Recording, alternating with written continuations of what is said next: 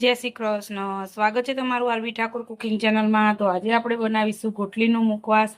શું તમે કેરી ખાઈને ગોટલી ફેંકી દો છો? તો કેરી ખાઈને ગોટલી ક્યારેય નહીં ફેંકવાની, કેમ કે એનો બહુ જ મસ્ત મુખવાસ બને છે। અહીંયા મેં કેરીની ગોટલીને સૂકવી લીધી છે, એકદમ સરસ સુકાઈ જાય એટલે આપણે એને તોડી લેવાની। અને આ સાઈડથી આપણે કોઈ પણ દસ્તાની મદદથી આ સાઈડથી તોડીએ એટલે એકદમ આસાનીથી ગોટલી તૂટી જતી હોય છે। હંમેશા જ્યારે પણ ગોટલી તોડો તો આ સાઈડથી, જે સાઈડ ડીટ્યું હોય એ સાઈડથી આપણે કેરીની ગોટલીને તોડવાની, એટલે એકદમ સરસ તૂટી જાય।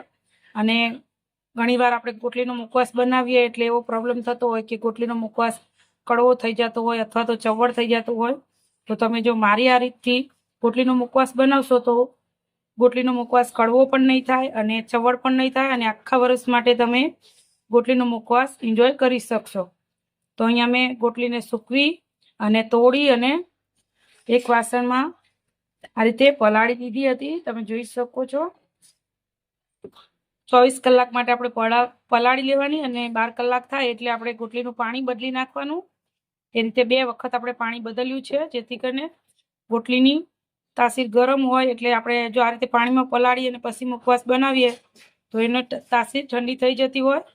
તો આપણે આ રીતે સરસ પલાળી લીધી છે, તમે જોઈ શકો છો પાણી એકદમ ચોખ્ખું છે। જો આપણે 24 કલાક માટે પલાળી રાખીએ એટલે આપણે પહેલી દાન પાણી બદલીએ એટલે એકદમ પાણી આનું કાળું થઈ જતું હોય, પણ આપણે બીજી વખત પાણી બદલીએ એટલે એકદમ આ રીતનું પાણી વ્હાઈટ રહેશે। હવે આપણે આને મીઠું નાખી અને બાફી લેવાની છે, અને બાફી અને ઝીણી ઝીણી પાતળી સ્લાઇસ કરી લેવાની। હું તમને બતાવું તો ગોટલીને આપણે બાફી અને આ રીતની સ્લાઇસ કરી અને સૂકવી લીધી હતી। આ રીતે સરસ એકદમ કડક થઈ જાય એવી રીતે સૂકવી લેવાની છે, તમે જોઈ શકો છો। આ રીતે આપણે સૂકવી અને ગોટલી બનાવીએ મુખવાસ એટલે બિલકુલ ચવડ નથી થતો ને આખા વર્ષ માટે એવો ને એવો રહે છે। જોઈ શકો છો મેં સરસ સૂકવી લીધો છે। હવે આપણે આને શેકી લેવાનો છે, તો ચાલો હું તમને શેકીને બતાવું। આપણે ચૂલા ઉપર કઢાઈ મૂકી દીધી છે અને આપણે જે ગોટલી લીધી છે ગોટલી આપણે આમાં નાખી દઈશું। 1 ચમચી જેટલું આપણે તેલ નાખીશું। તમારે તેલની જગ્યાએ ઘી નાખવું હોય તો ઘી પણ નાખી શકો છો, વધારે નહીં નાખવાનું, 1 ચમચી જેટલું બરોબર છે। સરસ આપણે એકદમ કડક થાય ત્યાં સુધી શેકીશું।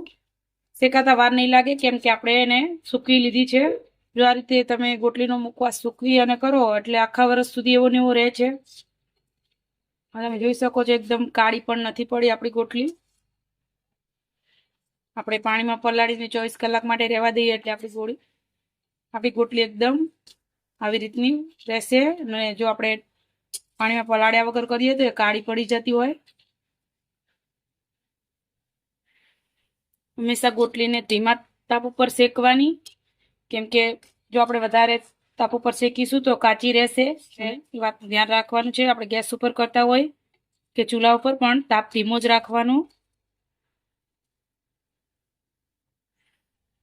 આપણી ગોટલી સરસ શેકાઈ ગઈ છે, આપણે ચૂલા ઉપરથી હેઠું ઉતારી લઈશું। આપણે ચૂલા ઉપરથી કઢાઈને હેઠી ઉતારી લીધી છે, અને હવે આપણે એમાં સંચળ અને મીઠું મેં ભેગું કરીને રાખ્યું છે, 1 અડધી ચમચી જેટલું નાખીશું। તમારે ગોટલી જે પ્રમાણે હોય એ પ્રમાણે નાખવાનું, અને ધ્યાનથી નાખવાનું, કેમ કે આપણે ગોટલી જ્યારે બાફીએ ત્યારે એમાં પણ મીઠું નાખ્યું હોય। સરસ મિક્સ કરી લઈશું। તૈયાર થઈ ગયો છે આપણો ગોટલીનો મુખવાસ, તમે જોઈ શકો છો એકદમ મસ્ત મજાનો આપણે એકદમ સોનેરી થાય ત્યાં સુધી શેકી લીધો છે। અને આ મુખવાસ તમે ડબ્બામાં ભરી અને આખા વર્ષ માટે સ્ટોર કરીને રાખી શકો છો, એવો ને એવો રહે છે, અને સ્વાદમાં તો બહુ જ મસ્ત લાગે છે। તો તમે ગોટલીનો મુખવાસ ક્યારે આ રીતે બનાવ્યો છે કે નહીં મને કોમેન્ટ કરીને કહેજો। અને જો તમારે તલ અને ગોટલીનો મુખવાસની રેસીપી જોતી હોય તો મારી ચેનલ આરબી ઠાકોર કુકિંગ ઉપર છે, તમે જઈને જોઈ શકો છો। અને જો તમને મારી રેસીપી ગમે તો લાઈક, શેર ને સબસ્ક્રાઈબ કરવાનું ભૂલતા નહીં। આવજો ને જય શ્રી કૃષ્ણ।